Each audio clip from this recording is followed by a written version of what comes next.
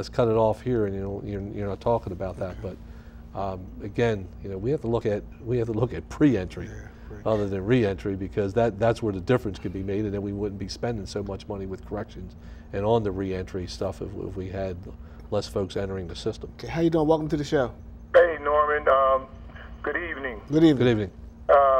Good evening, Chief Szczerba. Yesterday's paper, there was an article in the paper that showed a picture of two uniformed officers playing basketball in Helen Chambers Park, and the article and the comments suggested that there was a possible healing in the neighborhood. Now, as you're aware, Chief, the 19th murder in the city was on 9th Street, and on 9th Street, my neighbors are traumatized and have yet to see any real significant police presence.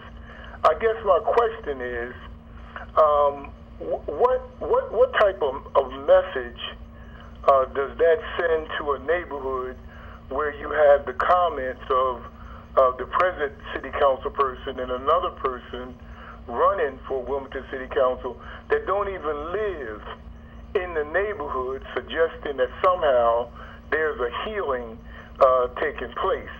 And secondly, is this a good use of overtime dollars that the police department has received?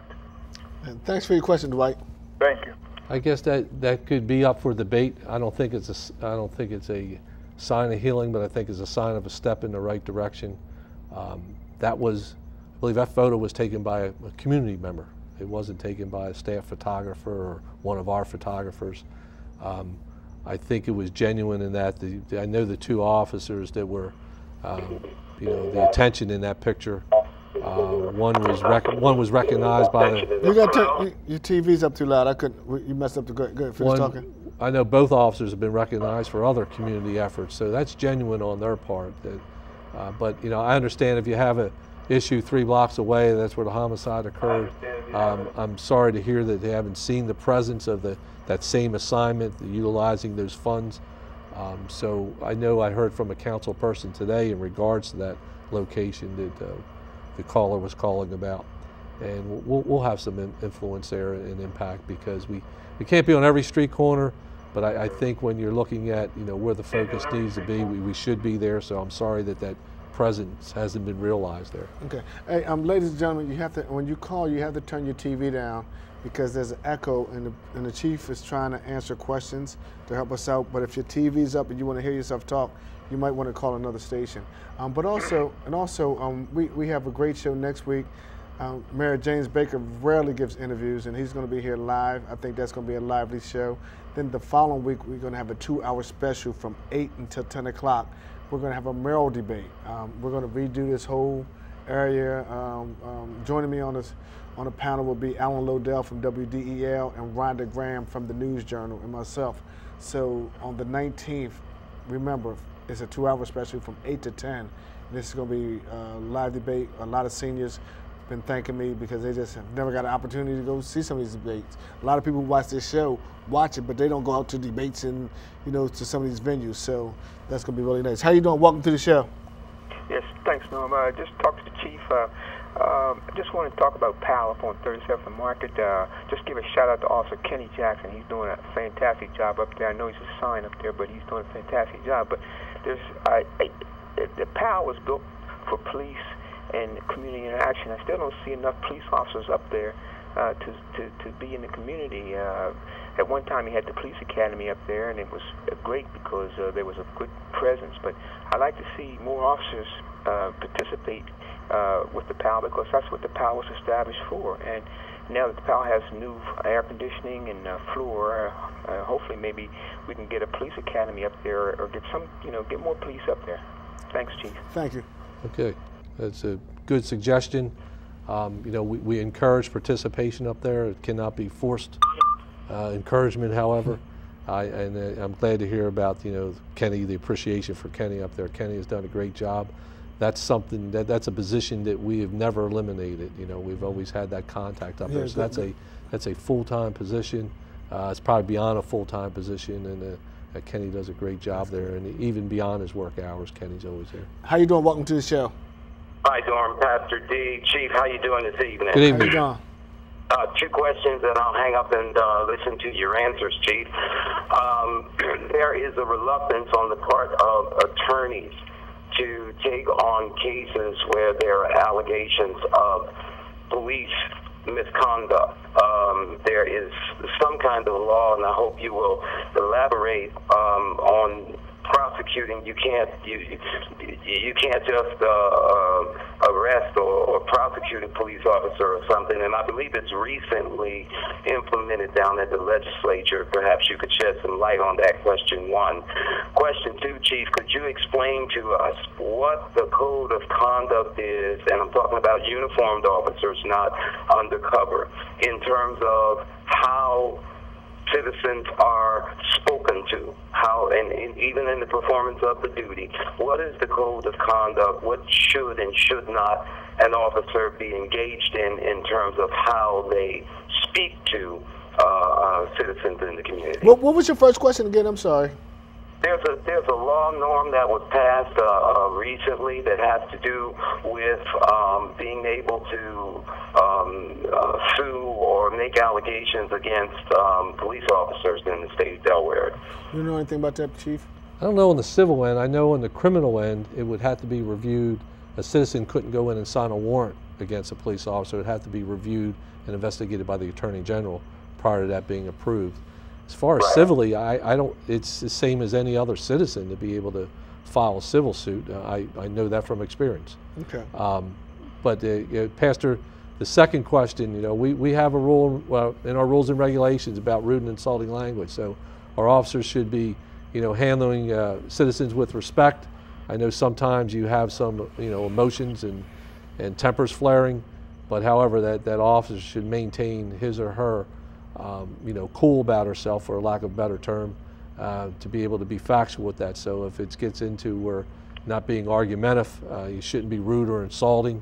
And if that is the case, again, like I mentioned earlier with our Officer Professional Standards, we will review that matter. It doesn't have to even go to Officer Professional Standards. We have supervisors on the street 24 hours. You can call, request to speak to a supervisor if you've had an issue there. And if it, you know, could result in something being resolved there, or it may end result may be a complaint with the Officer of Professional Standards. But there's many ways to cover that. So our officers should be considerate. I know they're in some very trying circumstances, both the police officer and the citizen. But however, that police officer, that's his or her job to be able to come in there and to, you know, maintain the status quo. Okay. And usually people text me questions. My phone. I have a problem with my phone, so I have a new number again, so I didn't bring the phone in here because nobody knows the number. I'm a mess when it comes to phones, man. Every 6 months I drop them, water, lose them, whatever. How you doing? Welcome to the show. Yes, I'm a concerned citizen. I live outside the city of Wilmington, and I was in the city last week. There was a lady up Rodney Square. She was petitioning for the National Guard to the governor to get some petitions, and people were reluctant to sign. When the city is in a disturbance, a lot of criminal activity, I think that the governor should say, you know, send in the National Guard. We have a drug problem in the city of Wilmington. Crime is outrageous. The senior citizens are reluctant, and she didn't have many people signing. And I said, if people thought the community doesn't get together, she felt the churches weren't doing much.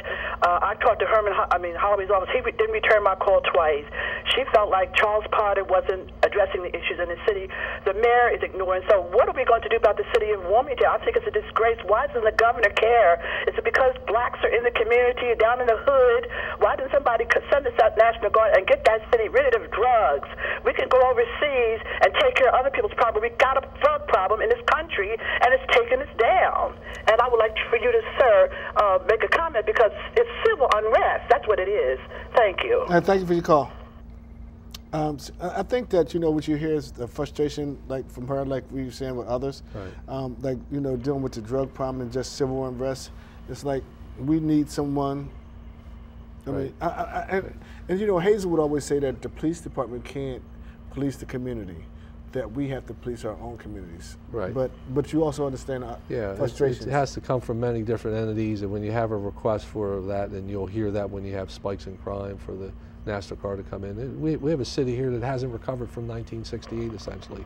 That, you know, we were the longest occupied city by the National Guard in the country. The National Guard is a great organization. You know, we have our citizen soldiers there, but again, they're citizen soldiers, not citizen police officers. So we had a natural disaster here. Yeah, well, the National Guard will be here. They're always there for us. They support us in weather events during the winter, and then you know, some of the drastic weather we face this time of the year with hurricanes and storms. But again, they're not there for policing. They can assist us to maintain order if it was a true emergency. And believe me, we haven't faced anything as a true emergency. There's, you know, some pockets of, you know, crime that we have here in the city and in some of our neighborhoods, but I don't think that you would want to step back into a city that's never recovered. Right. Hold for 1 second. I'm gonna get to you in 1 second. When you say pockets, right? It seems to me when they were showing all those dots in one of the news journal papers, articles, isn't it like certain areas? I mean, it's not. It's certain areas where some of these crimes or shootings are occurring over and over. Right. So we concentrate. I don't even know. Do you guys concentrate just on those areas? Right, and that's what we're doing. Do you still do jump outs? We do some tactical deployment. And that's what it's called. Okay. Call them jump outs. You'll see us in the neighborhoods where I mentioned earlier with our safety checkpoints. We've had some effect with our mobile enforcement team, I think, which you're probably referring to the jump outs, and if that's what the term is on the street, that's fine, but we'll call it the mobile enforcement team. Yes, we still do that. We're still doing summer deployment. We're still continuing with the operation with the assistance, the uniform assistance from the Delaware State Police on certain nights of the week. So now, do you guys have a collective group, you know, city, state, and county police? Are they in here now, or will they be coming in? Or haven't been? The answer to that is no, but the state police have been here all along, and certain nights of the week. Again, you're talking about deployment with a high visibility uniform patrol. You know, the caller that mentioned about what they're doing in Ellesmere. Well, essentially, we're having that with the Delaware State Police right here in the city. I don't want to with their assistance. And you know, in that, you talk about what used to be a pocket, or what still is a pocket in the North Market Street area. We've seen about essentially a 70% reduction in crime there, 70% reduction in robberies. Okay. How you doing? Sorry for holding. Hi, Norman, Josie. Hey, Josie. Hi, Chief Szczerba. Hi, Josie. I just want to say, I heard your chief say that you have been the chief on the force, I guess, for the last 12 years. That's correct. Okay. My question to you is, we've had the crime and the violence has just not started. It's been going on for several years now. Why did it take this administration so long to find a model, to have to go to North Carolina when we've been through this crime, like I said, and the violence and the murders for a period throughout these 12 years? Now all of a sudden you go to North Carolina and you have a model that you will fight the crime in the city. Why did it take so long for this to happen? That's my question, Norman. Thanks, Josie. The attention was given to that as being the model, and it's not the model. It's something that we went down and looked at to adapt. You got to turn your TV down. I'm going to hang up.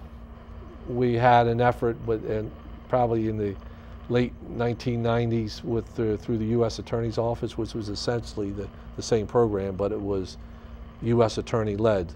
Now that's changed to where, you know, from the model down there, it has to be law enforcement led, and that's the way we're continuing with that. So, you know, it's something that we adapted, but again, when I mentioned other adaptations we had from other cities.